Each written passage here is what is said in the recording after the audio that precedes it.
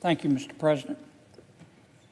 Mr. President, with me today is one of my colleagues, Mr. Connor Domain, from my office.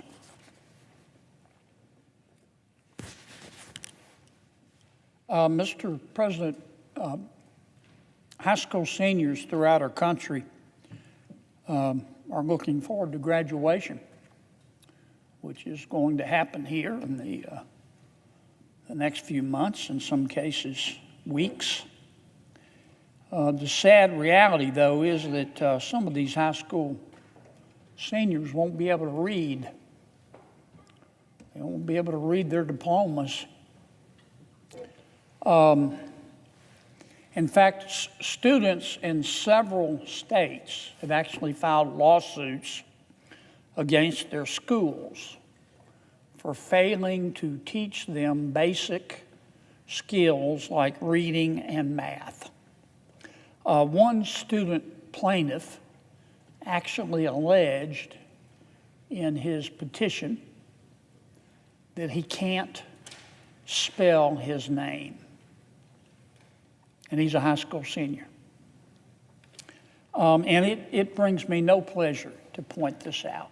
We all know we have a problem with elementary and secondary education in America, but the truth is that some, not all, but some of our schools here in America have become failure factories. And our kids are falling behind their global competitors in just about every category, not just reading, not just writing, not just math, also science. We live in the freest, most prosperous country in all of human history. And yet, American kids rank 22nd,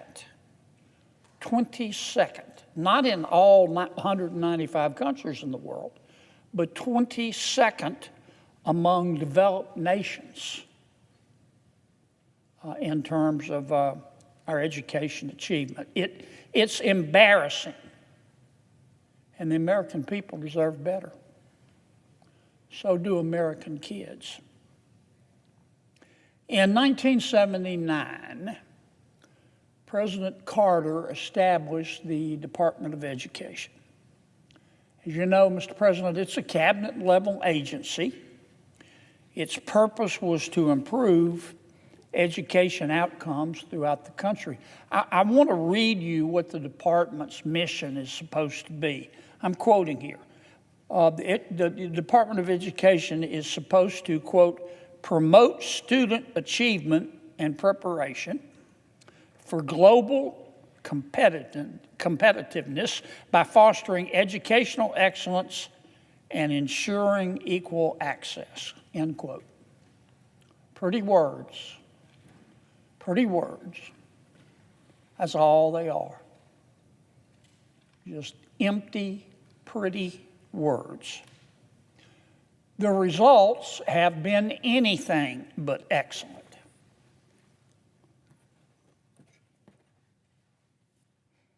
This chart represents reading skills among our kids in America. Down here, mathematics skills.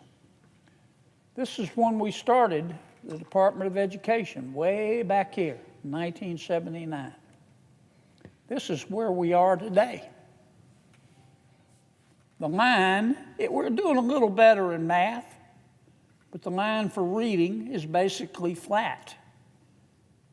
And the line for mathematics is not exactly steep.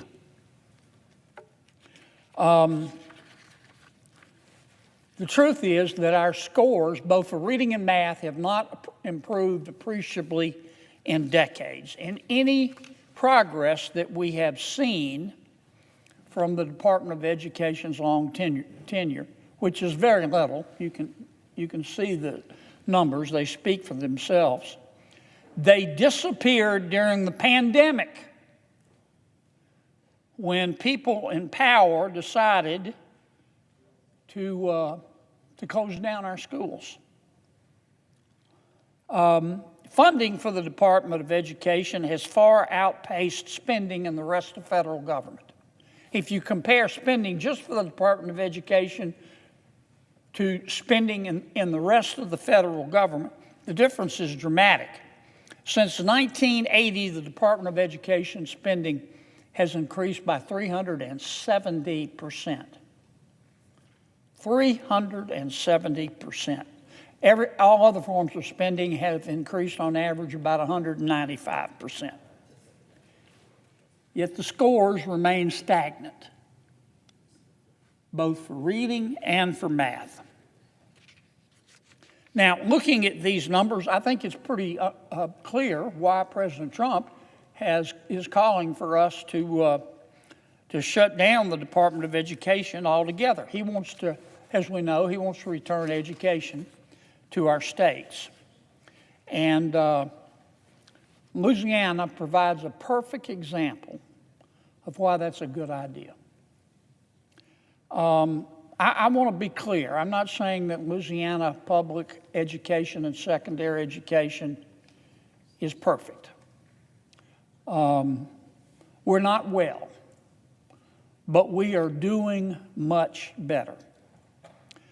Over the past few years, Louisiana has actually outpaced the rest of the country in several measures of academic improvement and academic achievement in our K through 12 schools. According to the nation's report card, that's what everybody looks to. The nation's report card is put out every year by the Department of Education, grading our states on progress in elementary and secondary education. It might be the only decent thing the Department of Education does. I forget the formal name of it, but we all refer to it as the nation's report card. And according to that report card, Louisiana led the country in reading growth in 2024. And I want to show you that here in a second in the chart. But first, I want to go back. I should have emphasized this. Once again, these are the average reading and math scores for all the kids in America since the Department of Education was established. Flat line, mostly flat line, but look what happened here. A dramatic drop. Dramatic drop in both math and education scores. That's the pandemic.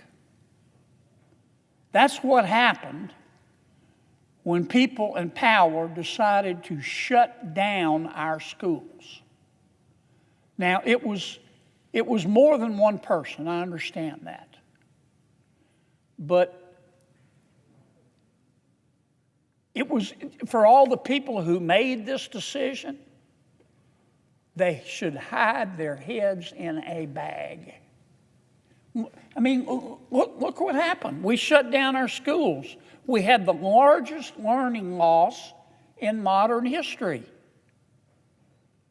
That's just a fact. Now, some people are going to disagree with me. And I'm not saying that if they disagree with me, they're dumb. But I'm saying if they disagree with me, they better hope the dumbest person in the world doesn't die, because they're going to take their place. But I want to come back. Let me go to Louisiana for a second. We didn't shut down our schools, but for a short period of time.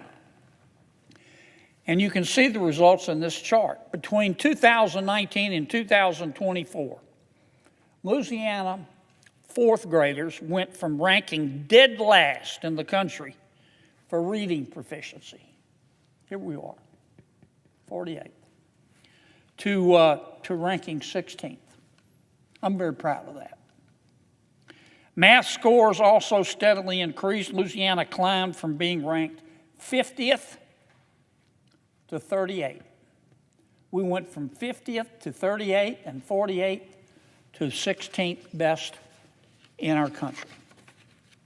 Louisiana made this growth happen during the pandemic and afterwards.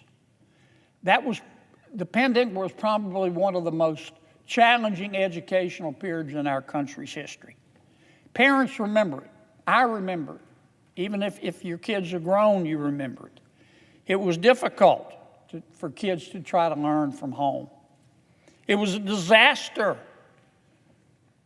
Shutting down these schools was a disaster, and American kids suffered because of it.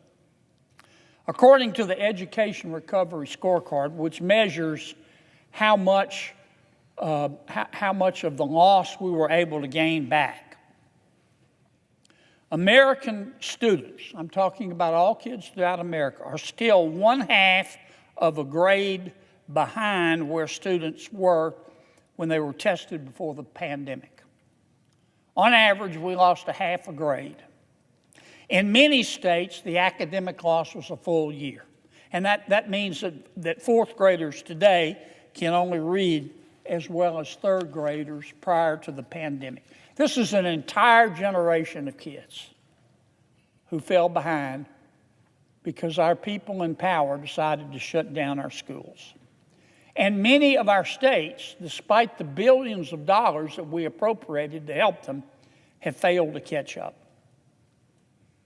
I'm going to say it again. The people who insisted on shutting down our schools during the pandemic are responsible for the largest learning loss in modern history.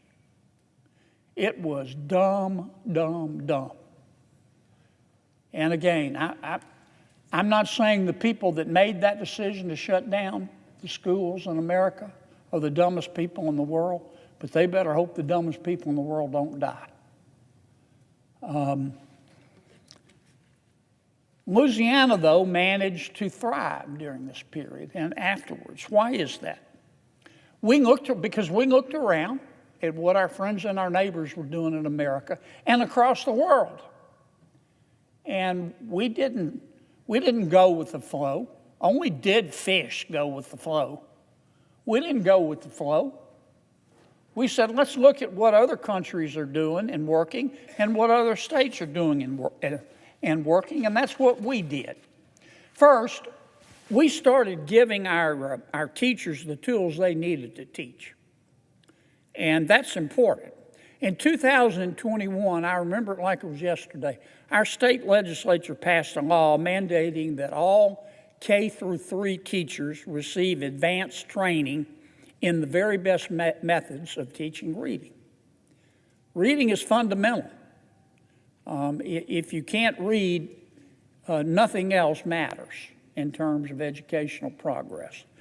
So we sought out the best methods for teaching kids from kindergarten to the 3rd grade, the best methods to teach reading. We found them, and we educated our teachers in those methods, and it worked. We tried to make it the case so that no kid makes it to graduation day in Louisiana without being able to read. In fact, we passed another law a couple of years ago. I worked very hard on this. It says if you're in the 3rd grade, at the end of the 3rd grade, you're going to be tested for reading. And if you can't read at a 3rd grade level, we're going to retest you again. And if you can't read at a 3rd grade level at the end of the 3rd grade, we're going to test you one more time. And if you still fail, you're not going to the 4th grade. You're going to stay in the 3rd grade until you learn how to read. You might be 16 years old in the 3rd grade, but by God, you're not going to the 4th grade until you can learn how to read. Now, we don't just leave the kids on their own. If they can't read at the end of the 3rd grade after being tested a couple of times, we give them what we call high-dosage tutoring. We tutor them and tutor them and tutor them until they can read. And then they can move on. Because, you know, when kids drop out of school, kids don't drop out of school in the 10th or the 11th or the 12th grade. They drop out of school in the 2nd grade, in the 3rd grade, when they can't learn how to read and nobody cares. They're just socially promoted. We stopped doing that in Louisiana. We also started giving parents a choice in public education. You know, competition makes us better. Makes you better, makes me better. Competition makes all of us better. Most parents, not all, most parents are far more invested in their kids' academic success than any teacher, I don't care how well-meaning the teacher is, than any teacher, any school administrator, or any federal bureaucrat. And most parents, not all unfortunately, but most parents in America do not want their kids to be stuck in a school where violence is common and learning is rare. They don't. Now, several states throughout the country, I'm going to mention 4 in particular, but they're not the only ones. I'm going to mention Florida, Iowa, North Dakota, and Utah. Congratulations to them all. They have implemented successfully school choice programs. Utah's may be the best, Mr. President. This gives parents the ability, just what it says, it gives parents a choice. They can send their kid to a public school. They can send their kid to a private school.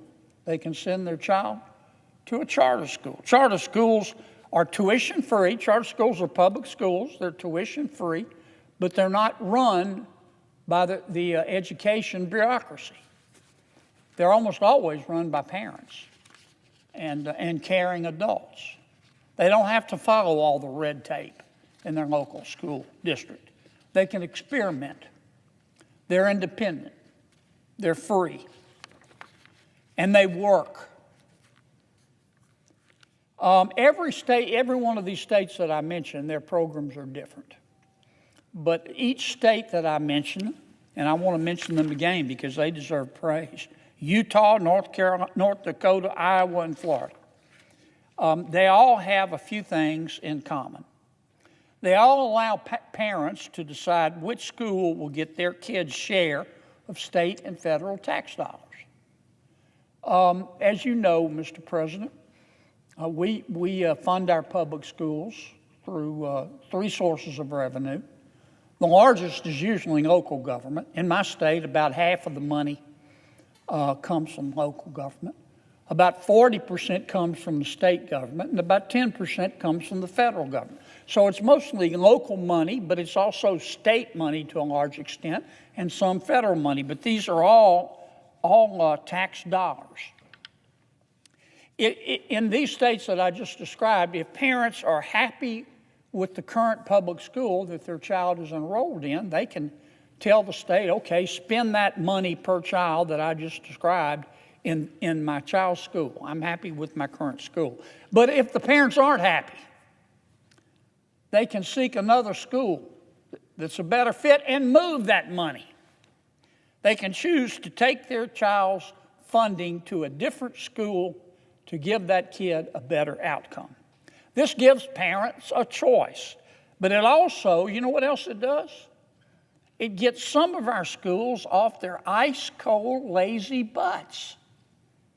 It makes schools compete. And competition makes all of us better. There have been a number of studies of school choice states, and almost all of them have found that these programs, this program of choice, you get to choose which public school you want your child to go to, or you can send your child to a private school. This choice results in higher test scores, higher parental satisfaction, and higher student safety. Last year, Louisiana joined the choice movement. I'm very proud of that. Our legislature passed a school choice program. We call it the Gator Act. Starting this fall, certain students, not all of our kids, we're going to eventually ramp it up so that it does impact all of our kids, but certain of our kids will be able to tap into state-funded education savings accounts that parents can use to pay for their child to attend a different public or a different private or a different charter school. And our goal is 3 years. In 3 years, every student in Louisiana will be eligible to participate in this choice program. Now, I want to say it again. I'm not saying Louisiana schools are perfect. I am not saying that. But it is undeniable that we're on the right track. We are. We stayed open for the most part during the pandemic. We've trained our teachers. We've established standards. You can't go to the 4th grade till you can read. And we've implemented parental choice. I think President Trump, and I don't want to just limit this to the Republicans. Many of my Democratic colleagues believe in choice as well. That sometimes they can't be as vocal about it, but I know I've talked to them. They understand, as does the White House, that America's future is sitting in these classrooms every day throughout the country. I've said it a zillion times, a squillion times in Louisiana. The key to Louisiana's future is not the price of oil. It's not what the unemployment rate is. It's not who the senator is or the governor is. It's education. And the status quo in America isn't working. We didn't make it any better as a result of our behavior with respect to the pandemic, and we're behind, but we can catch up if we just do the right things. One of those things is returning education to the states. I hope we do dismantle the Department of Education. It's basically a conduit for money, except that money goes through the Department of Education and the 4,000 employees there, and they all put a condition on the money as if they knew what was best for each state. They don't. We ought to dismantle the Department of Education and send that money directly to the states. Thank you, Mr. President. Thank you for your courtesy, and congratulations on the progress that the wonderful state of Utah has made in elementary and secondary education. Mr. President, I yield the floor.